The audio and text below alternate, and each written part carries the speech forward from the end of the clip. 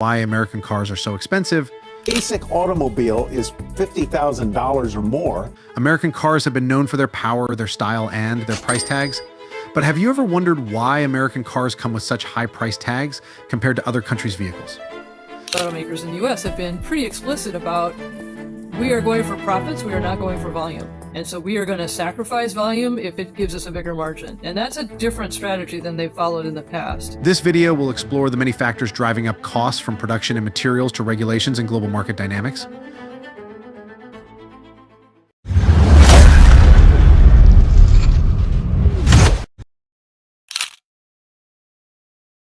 When we think about why American cars are so expensive, one of the first factors to consider is labor costs.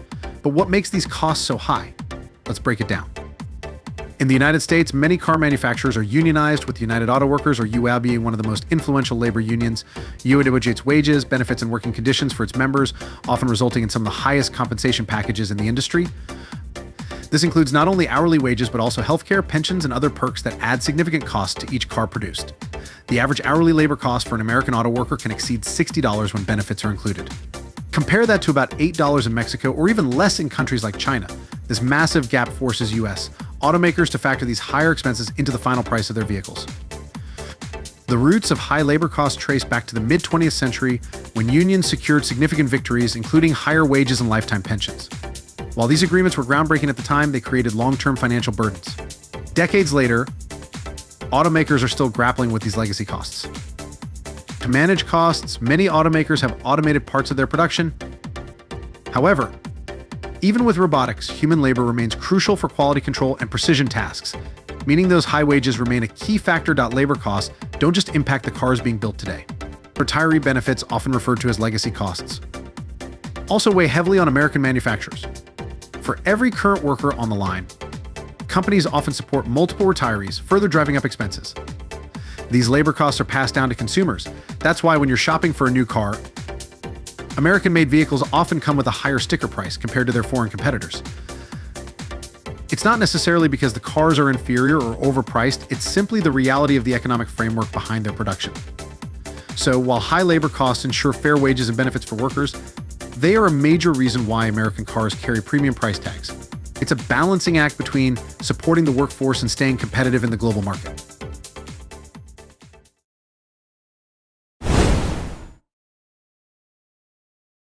When it comes to pricing, market positioning plays a pivotal role in why American cars are more expensive than many of their global competitors.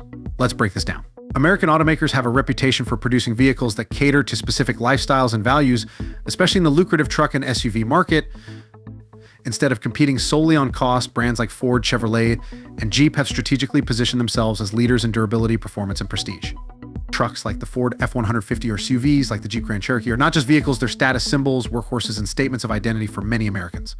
This strategy involves focusing on the premium segment.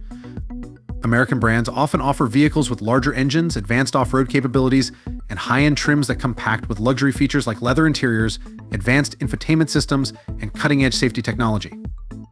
This approach creates an image of quality and exclusivity, which allows automakers to justify higher price tags. Take pickup trucks as an example. In the US, trucks are not just tools, they're lifestyle vehicles. Automakers capitalize on this by offering multiple configurations, high-performance options like the Ram TRX or Ford Raptor, and luxurious trims that rival upscale sedans. These vehicles often cost upwards of $70,000 or even $100,000, and yet they sell exceptionally well. Another layer to this is brand loyalty. Automakers like Chevrolet and Jeep have built strong emotional connections with their customers through decades of marketing campaigns that emphasize patriotism, ruggedness, and dependability. These emotional triggers justify premium pricing because buyers associate these brands with trust and quality. Finally, the market positioning also extends to the global stage. American automakers aim to differentiate their vehicles from mass market competitors like Toyota or Hyundai. Instead of competing on price alone, they focus on selling aspirational products that reflect American innovation and power. This means higher production costs, more investment in R&D, and ultimately higher sticker prices. In summary, market positioning allows American car companies to compete on value rather than price. By emphasizing premium features, lifestyle appeal, and emotional branding, they create vehicles that command higher prices and loyal buyers willing to pay them.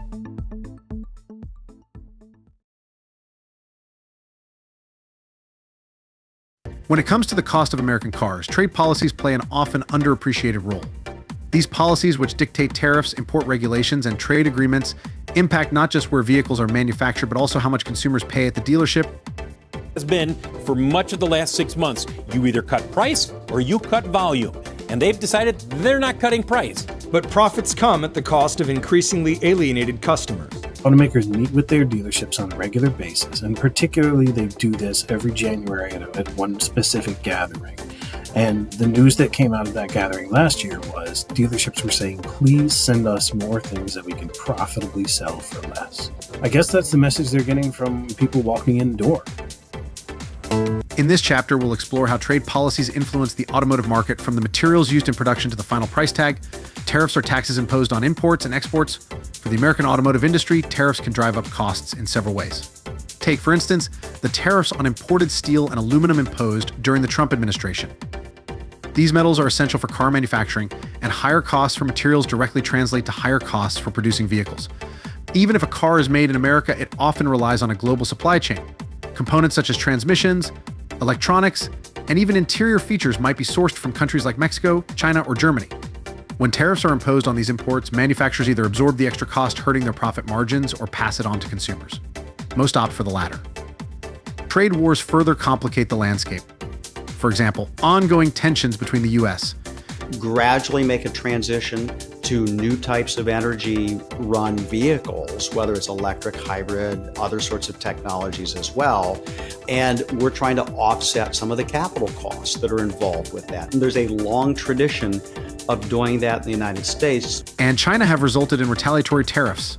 Since many high-tech components, like lithium-ion batteries for electric vehicles, are sourced from China, these tariffs directly impact the cost of American EVs. Global trade disputes can also disrupt supply chains, causing delays and forcing manufacturers to seek more expensive alternatives. Today, it's demand that dictates the business. It's a marketplace that makes the call, as we all know. And so you can have some amount of demand side subsidies, like you get $7,500 off if you buy this EV with a certain mix, up to a certain point. But these things cost a lot of taxpayer dollars, as we all know. In a tightly competitive market, these disruptions contribute to price inflation. Protectionist policies aim to safeguard domestic industries from foreign competition. In theory, this should bolster American manufacturing. However, these policies often lead to higher costs for both manufacturers and consumers. For instance, import taxes on foreign-made vehicles, like those from Europe or Asia, reduce competition, allowing American manufacturers to maintain higher prices. While protectionism can preserve jobs and stimulate the local economy, the cost is often borne by consumers in the form of more expensive vehicles.